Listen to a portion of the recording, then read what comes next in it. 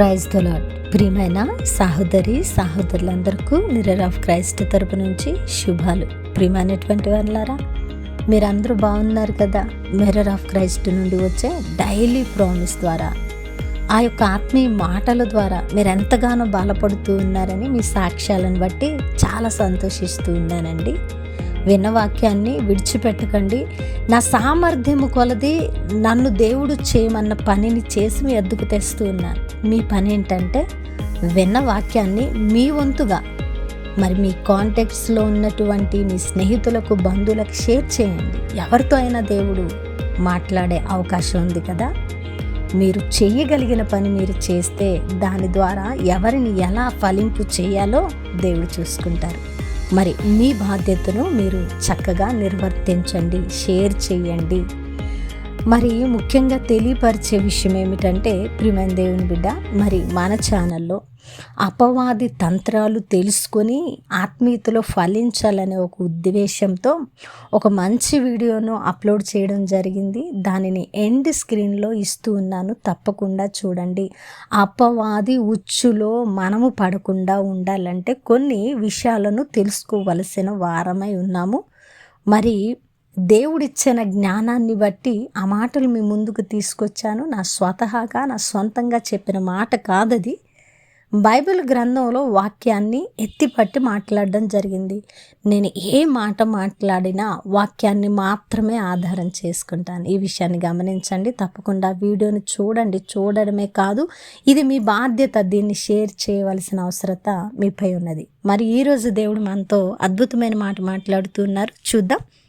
మరి ఆ మాటను చూసినట్లయితే లూకా సువార్త 18వ అధ్యాయము 27వ వచనము. మనుష్యులకు అసాధ్యములైనవి దేవునికి సాధ్యములు. అబ్బా, ఎంత బాగుందండి మాట. దేవునికి మహిమ కలుగునుగాక. ఈ మాట వింటూ ఉంటే దేవుని యొక్క శక్తి అర్థం అవుతుంది. దేవుని యొక్క మరి బలము ప్రస్ఫుటము అవుతూ ఉన్నది. ఈ మాట పలికేటప్పుడే దేవుని శక్తిని మనం గ్రహించవలసిన వారమై ఉన్నామండి. నిజంగా మనుషులకు అసాధ్యమైనవి దేవునికి సాధ్యము కాబట్టే ఈరోజు మనుష్యుడు తన జీవిత యాత్రలో పడుతున్న కష్ట, నష్ట, ఇరుకు, వ్యతిరేక పరిస్థితుల నుండి బయటపడడానికి దేవుని ఆశ్రయిస్తూ ఉన్నాడు. యథార్థమైన మాట అండి. నిజంగా మనకు సమస్తము సాధ్యమైతే, మనము అన్నీ చేయగలిగిన వారమైతే దేవునితో అసలు మనకు పనేంటి? అసలు దేవుని అవసరత మనకేంటి? మనం దేవుని యొద్దకు అసలు వెళతామా? నిజంగా ఆలోచన చేస్తే ఎవ్వరం కూడా దేవుని యొద్దకు వెళ్ళమండి. మనకే సమస్తము సాధ్యమైతే, ఆ శక్తి మనలో ఉంటే దేవుని అవసరత, దేవుని అక్కర మనకు ఉండదు. మనకు సాధ్యము ఏదైతే కాదో అది దేవునికి సాధ్యమని ఎరిగి, ఆయనకు అసాధ్యమైనది ఏది లేదని ఎరిగి మనము మన బంధకాల నుంచి బయటపడడానికి దేవుని యొద్దకు వెళ్తూ ఉన్నాం. దేవునికి మహిమ కలుగునుగాక. అందుకే దేవుడు సర్వశక్తిమంతుడుగా తనను తాను మహిమ పరుచుకొనుట నిమిత్తమై మన నుంచి ఆయన ఏం కోరుకుంటూ ఉన్నారంటే, ఆయనకి లోబడి ఆయనను మహిమపరిచేటువంటి భక్తి విధానాన్ని మన యొద్ద నుండి కోరుకుంటూ ఉన్నారు. ఆయన మనకంటే అధికుడు, శక్తిమంతుడు కూడా.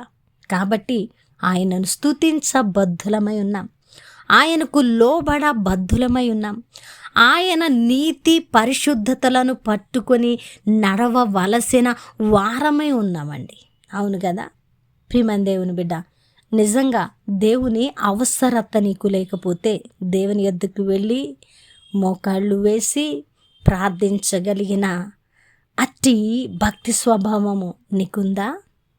నిజంగా హృదయ పరిశీలన చేసుకుంటే ఎవ్వరు కూడా అలాగున చేయలేరండి.